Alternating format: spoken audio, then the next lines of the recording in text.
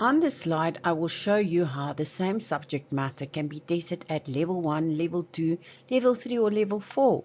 The difference does not lie only in how difficult the question appears. It lies mainly in the thinking process you must use.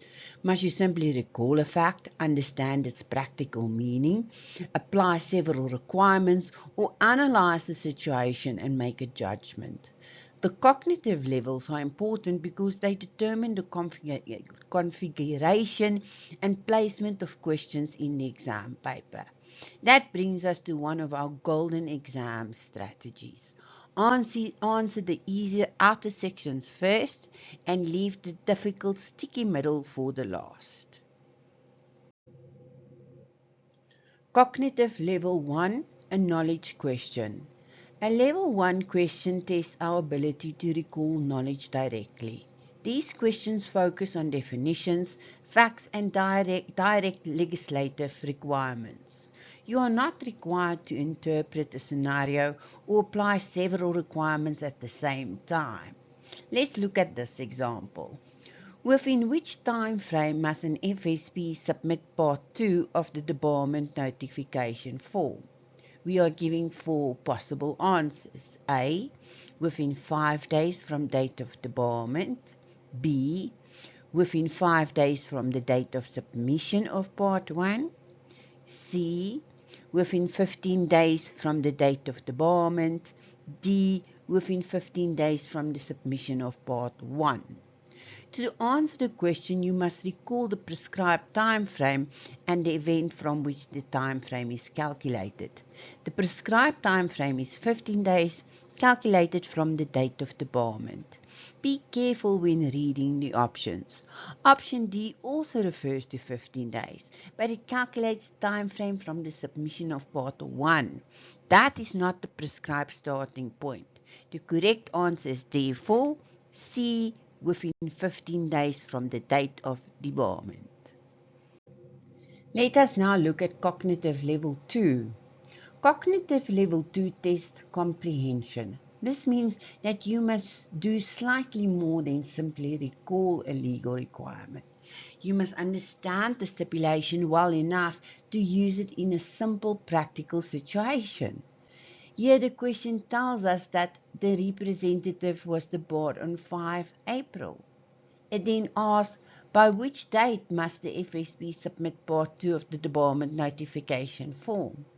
The first step is to identify the requirement being tested. The FSP must submit Part 2 of the debarment notification form within 15 days of the date of debarment. We must therefore take the date given in the question, which is 5 April, and apply the 15-day time frame. 5 April plus 15 days takes us to 20 April. Now, let us check the options. Option C, 20 April is correct. This is a level 2 question because you are not merely asked to recall the 15-day stipulation. You must understand the stipulation and use it to calculate the correct submission date.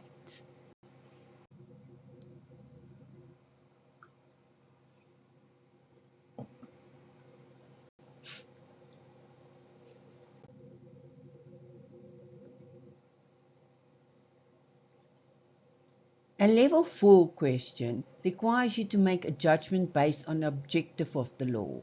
The correct action may not be expressly stated. You must understand the broader process, consider the applicable principles, and select the action that will best achieve the legal objectives. True level 4 analysis questions are not generally tested at the same depth in RE5. They are more relevant to RE1 because a key individual performs a management function and must make responsible decisions within the vision of the country. A key individual cannot consider only one phase requirement in isolation. The decision must also support the broader objectives of the South African legislative framework, including competence, consumer protection, accountability, and fair outcomes. Let us apply that reasoning to the debarment example. Part 2 must be submitted by the due date. but the transcripts and supporting evidence are not ready. The FSP cannot simply ignore the deadline, submit an unexplained incomplete form, or cancel a valid debarment. The most responsible action is to record the non-compliance and its reason, notify FSCA, and provide the expected submission date. Another example of a level 4 question that we encounter in RE1 is that a representative works under supervision for long-term and short-term insurance, but is not receiving sufficient exposure to short-term insurance. Several actions are correct in practice. However, the most appropriate response is not to debar the rep or take him off the register. A responsible key individual should consider the objective of supervision and place the rep in a position where the required short-term insurance experience can be obtained. Remember, it's a number one objective also in South Africa to have skills development, seeing our history. The decision supports the broader objective of developing a properly competent representative while protecting clients. A good exam tip: in a level 4 question, more than one action may appear possible. Might be correct legally, yes, but we want to select the option that's going to be the best for the country as a whole, considering all the objectives.